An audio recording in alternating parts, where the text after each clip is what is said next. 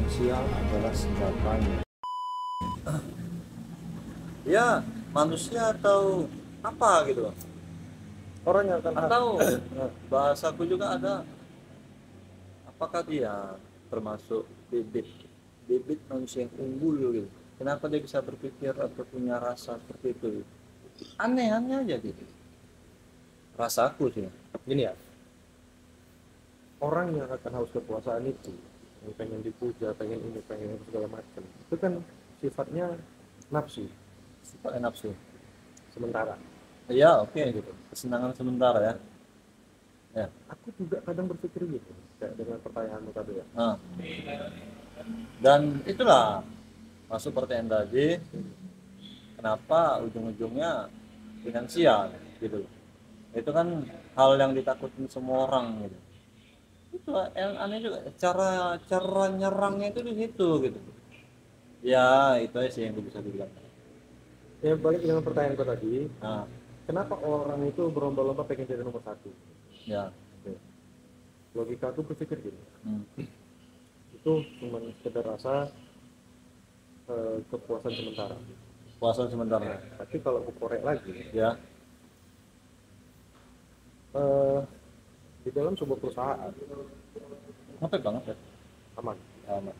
Di dalam sebuah perusahaan itu ada pemimpin tertinggi yang di perusahaan ya, bukan pemilik perusahaan. Di Ya. perusahaan itu ada direktur perusahaan.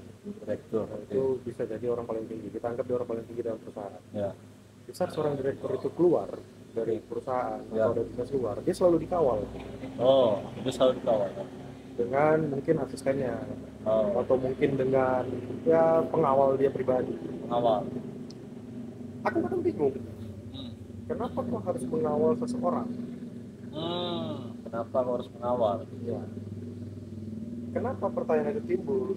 Ya. Logika gini, dia hanya seorang manusia biasa yang menjalankan pekerjaan seperti manusia biasa. Ya. Oke.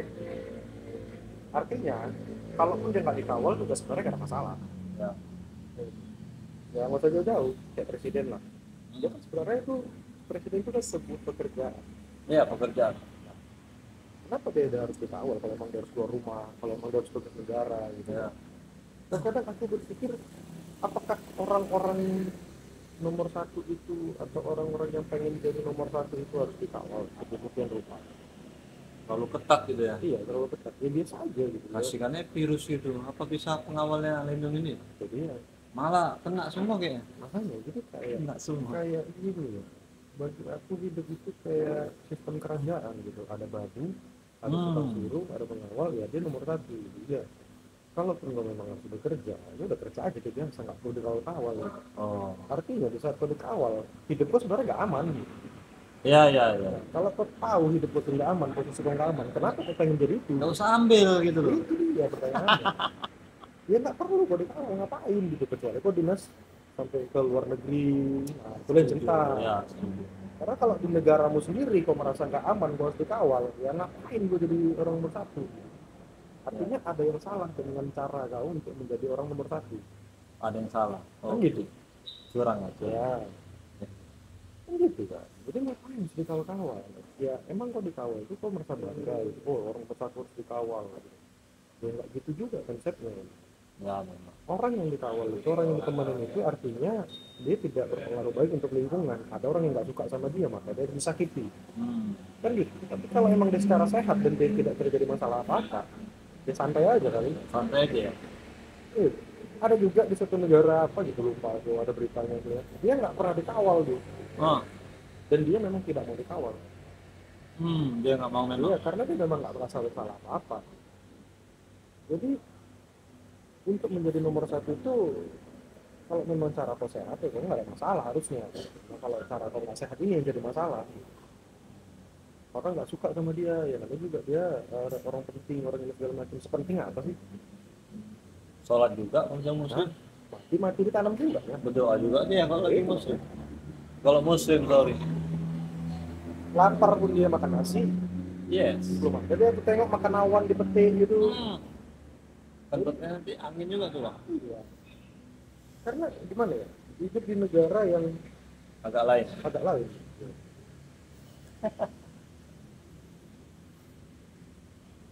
kalau ada yang nanya ya kalau memang kau nggak suka ya udah kau langsung aja speak up. Ya, Saya siap. gini, kalaupun mau speak up, ibarat kata kau tuh udah ngomong panjang lebar, tapi kau juga nggak punya power Ya, untuk berhadapan langsung dengan dia, kau nggak punya eh, posisi yang kuat, kau nggak akan pernah dihargai. Ya, iya. Jadi ya mungkin ya kayak gue bilang tadi lah, ya. semakin demo pun kau, Bisa jadi gini, kau Bang. dikerasi. Ya, ya. Demokrasi ya. Hmm. Bisa jadi gini juga aku mikir ya. Orang nomor satu di tim Dewan Presiden. Mungkin nomor satunya lagi di atas presiden mungkin ada dia disuruh ikut. Selama hidup itu tidak mungkin itu jadi orang nomor satu yang satu-satunya mengatur semuanya, tidak mungkin. Nggak mungkin. Itu hal yang tidak mungkin. Konsepnya kita ambil gampang aja lah. Gampang aja. Gampangnya. Di sebuah perusahaan ada yang namanya kau punya atasan. Hmm. Atasan ini kita anggap manajer, manajer punya direktur, direktur punya CEO, Ya. kan gitu. CEO punya yang namanya investor, Oke, ya pendana ya. ya. Ya. Si pendana ini itu pasti punya relasi investor. Artinya, Kawan-kawan dia ya. nah, Oke. artinya kau nggak akan pernah bisa mengatur suatu tempat Hmm. dengan kau orang terakhir.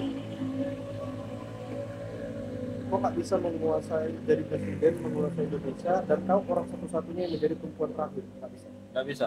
Itu pasti ada orang lain. Contoh kerjasama negara, Oh. kan itu. Kau mengatur Indonesia, sementara di Indonesia bukan orang Indonesia aja yang tinggal di Indonesia. Pasti ada orang-orang luar negeri yang tinggal di Indonesia. Ya. Dan kau harus juga menghargai orang luar negeri itu. Artinya kau tidak terikat dengan negara lain. Oh. Sama kayak perusahaan tadi gue bilang. Saat direktur mengambil keputusan, kalau CEO-nya nggak senang mengambil keputusan itu, kamu bilang apa? Ya ikut aja. Nah, keren ikut bos kan? Iya. Nah, jadi ya dari atas sampai atas, masih ada yang atas lagi. Di atas langit masih ada langit. Memang Nah, titik terakhirnya siapa? Tuhan tadi. harus. Itu titik terakhirnya. Jadi nggak usah terlalu bangga lah kalau untuk jadi orang yang oh aku berkecukupan, aku bisa menguasai ini, bisa menguasai, nggak usah bangga lah. Mati ditanam juga. Ya memang. Jadi, Mati ditanam, dimakan ulet. Ya gitulah. jadi apa intinya gitu, dari pembahasan kita ini? Intinya gini, hidup harmonis itu adalah hidup yang saling menghargai. Oh, berarti konsepnya komunis. Bukan komunis. Apa bukan? Sosialisme. Jadi kita lebih bisa kalau pengen lah hidup ini, kalau pengen damai aja, kita harus bisa saling menghargai satu sama lain. Oke, kau tugas kau menjadi seorang nomor satu gitu. Ya, Dan kami menghargai kau untuk menjadi orang nomor satu, makanya kami memilihmu. ya, Dan harusnya kau juga menghargai kami yang sudah memilihmu. ya. Kan gitu harusnya. Artinya apa? Jangan lupa diri lah. Kau berasal dari siapa? Dari kita juga. Di saat kau dipilih, kau pengen rakyat memilihmu. Buktinya kau kampanye di mana-mana. Kau ngemis untuk dipilih. Nah, di saat udah Dari dipilih, suara ya. di saat kau udah dipilih, kenapa kau melupakan orang yang sudah memilihmu? Kau bertindak sesukanya. Kan gitu logikanya. Nah, Berarti itu, apa kaitannya dengan finansial yang kita bahas sekarang ini? Ya itu tadi. Ya, contoh kayak sekarang. Finansial kita udah mulai terancam nih. Kenapa? PPN naik 12%. oh, Sementara gaji gak naik. Maka tadi aku bilang, kalaupun memang mau mengambil kebijakan untuk menaikkan pajak 12%, ya harusnya kebijakan itu juga dipertimbangkan atas pendapatan rakyatnya. Di saat tuh terbilang, ya nggak apa-apa lah, kan kita cuma 12%. Di Singapura berapa ya? Kalau nggak salah aku hampir 50%. iya, Pajak negara. worth it. Worth SDM-nya it. besar. Jadi ya, Gila. dia di sana dia bisa lebih besar daripada pajaknya. Ya, Walaupun akhirnya kita terima gaji itu 50% harus dibayarkan ke pajak, nggak masalah. Fasilitas kotanya jelas gitu, jalanan mulus, masyarakat negaranya aman. aman gitu.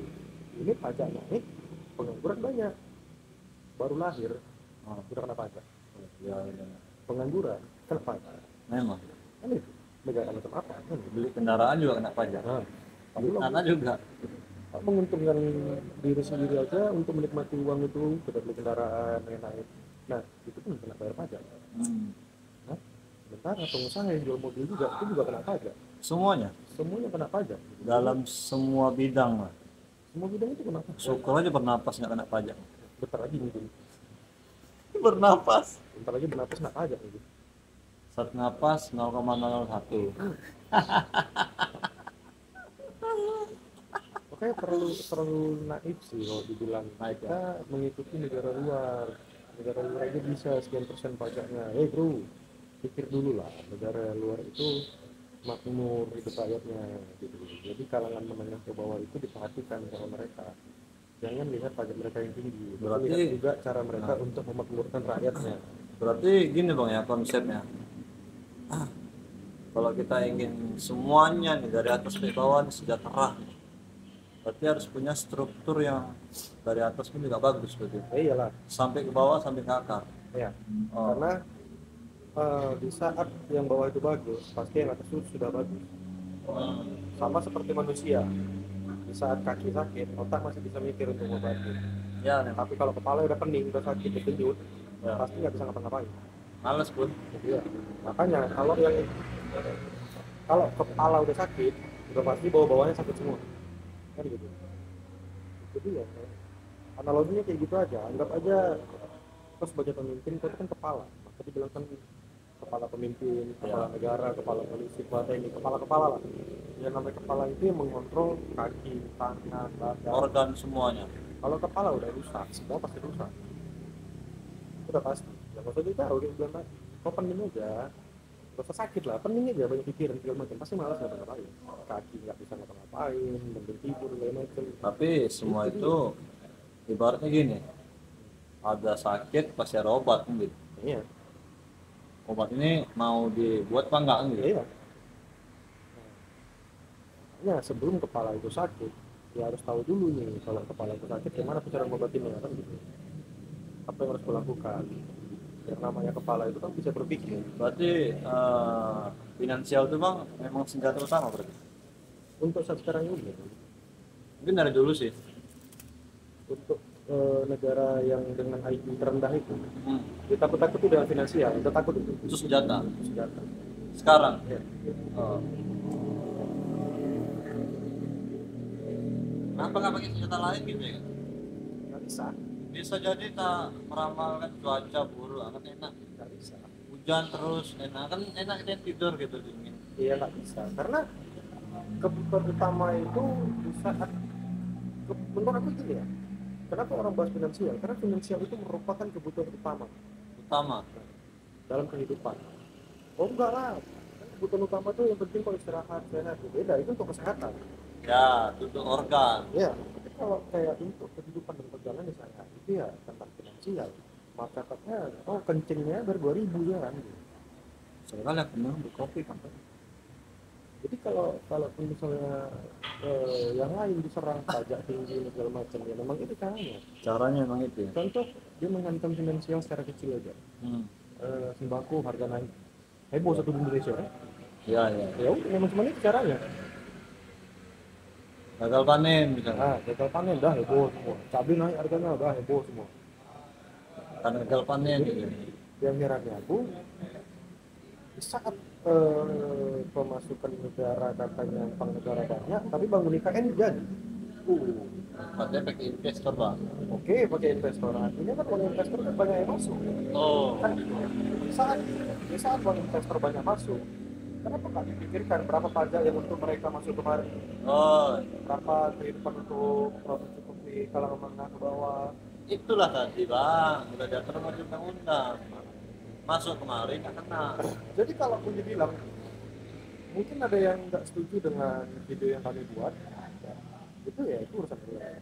Dan mungkin ada yang bilang ya udah kok emang kayak gitu kok nggak terima kok pindah ke luar negeri aja. Dengan sangat terbuka aku setuju dan tolonglah kau uruskan aku pindah ke negara lain. Apa yang Jepang bang? Iya. Jepang. Karena kan capek hidup dengan keadaan yang gitu-gitu aja. Ya stuck gitu aja. Lucu. Muter kayak lingkaran. Lucunya negeri ini ya kayak gitu. Udah tahu hal ini menjadi sebuah penyakit, tapi yang dipilih pun malah membiarkan penyakit itu. Oh. Semoga bagus ya. Maksudnya jauh Iya, yang kayak kasus yang tadi loh yang kita lihat berita korupsi tadi itu di negara luar dihukum mati, di sini enggak. Iya, bahkan nggak dihukum mati sih sebenarnya, di luar ya, lebih dikasih sengaja hukumannya lebih panjang, 150 tahun. Nah, seumur hidup kan. Nah, siapa yang tahan gitu. Itu dia, PPN naik, itu kan patokannya luar negeri. Ya. Kenapa nggak hukuman mati, patokannya di luar negeri juga. Mantap, Kan pas gitu. kami voting pertama. Kalau mau mengikuti gitu. Jadi jangan ngomong ini kan negara luar aja bisa segala macam. Itu kalau negara luar bisa, kenapa kok nggak bisa hukum mati korupsi? Gampang, Kan gitu. mungkin ya, aku nggak tahu, aku bilang gampang aja. Kok nggak bisa, kita ada hamburger lah. Enak itu pakai bakso, telur dadar ya kan, tengah-tengah telur daging gitu. Jangan terlalu inilah patokan luar negeri, lihat aja dalam negeri sendiri. Papua negara kaya tapi nggak makmur rakyatnya. Ya. Itu yang di Papua sendiri aja makannya bisa. Harga naik. Jadi nggak usah banyak cengkunek gitu loh, mau jadi pemimpin saya ini saya itu janji lah segala macam, pilih saya, minta jadi pemimpin aja ngemis. Giliran diadukan keluh kesahnya tutup kuping, kan bantu. Orang protes sedikit keras disalahkan, Ya. orang diem malah bertikah. Bangke ada tuh singkatannya, Bang Sate Keke. Apalagi lah itu, Bang Sate Keke. apa itu? Nggak ada sih, singkatan doang. Itulah lucunya negeri ini gitu. Berpatokan ke luar negeri sampai ke negara maju gitu. Tuh sadar Indonesia ini negara berkembang, bukan negara maju. Masih berkembang terus dia, masih di sarang burung. Yang berkembang bukan kehidupannya tapi masalahnya. Induknya yang bertelur. Eh, Nanti telurnya dijatuhin, buat lagi telur baru. Kan gitu bang. Kadang apa nggak pikir Anda itu sebagai seorang pemimpin tapi nggak layak disebut pemimpin. Lihat-lihat scroll gitu kan. Tapi isinya tuh, seandainya jika kita dijajah sama Inggris lebih lama, katanya ya penuhan nih bakalan maju kan. Katanya juga Inggris itu walaupun dia jajah tapi dia mendidik. Ya aku nggak tahu sih dapat kayak mana konsepnya gitu. Sekarang gini, mungkin benar apa yang dibilang. Ya, Saat negara ini dijajah, misal sampai negeri negara dijajah dengan Inggris, ya Inggris. oke, negara ini bakal maju. Nah. Negaranya yang maju, bukan SDM-nya. Oh, Ya toh pada titik ini kita juga masih dijajah kan. Ya udah, yang maju siapa? yang atas. Jadi tidak ada cerita yang namanya jajah itu memajukan, nggak ada. Nggak ada ya? Memajukan SDM nggak ada. Negaranya yang mungkin negara maju, Negara tapi dengan maju. tekanan yang dari luar. Tekanan dari tekanan. Tekanan dari luar juga. Iyalah, tekanan dari luar kan bisa menjadi tadi. Oh si Inggris. Ya, mungkin mereka maju dan negaranya maju, tapi SDM-nya enggak. Ada Karena yang ya SDM-nya bakal tetap dibuat harus nurut gitu. Contohnya gini, ada lagi ke sebuah perusahaan tadi. nah, Oke. perusahaan. Kamu mau maju nih, Ya, kamu mau memajukan perusahaan ini dan kamu karir kau tuh maju sebagai seorang pemimpin. Artinya kau harus menjajah karyawanmu. oke, mantap Kan tuh. Ya, ya. dengan cara apa? Nakut-nakutin dia. Ya kalau nggak suka, kau ke downgrade gitu. Kau posisi kau sekarang kau turunkan nanti di bawah. Turun deh levelnya ya. Kan dua pilihannya. Kau mau menerima diturunkan jabatanmu atau kau resign secara sendiri. Perusahaan tidak akan memecat karyawannya, tapi menurunkan jabatan karyawannya. Sanggup nggak dia? Iya. Sama seperti negara dijajah. Nah, kita bilang sama pemimpin negaranya, Hmm. kau kalau mau negara kau maju, ya baik kau perintah gue. Kan gitu. Ya, ya. Kalau kau emang nggak sanggup, ya udah kau turun aja dari jabatan kepemimpinan kau jadi orang biasa. Dia nggak mau, Dia nggak mau. makanya diikutinnya. Kalau dia turun, dia kan terjajah juga jadi. Iya, Nah kalau dia nggak turun, dia tinggal ikut aturan main, orang lain terjajah. Sama kan analoginya? masuklah ke kelompok ini gitu ya. Nah, jadi ya itu tadi, konspirasi itu memang udah terjadi lama, adanya pemberontakan, ada orang yang nggak terima, ya kayak perang 98 dulu lah, demo zaman krisis-krisisnya itu, Oh, berapa orang dibantai ya gitu.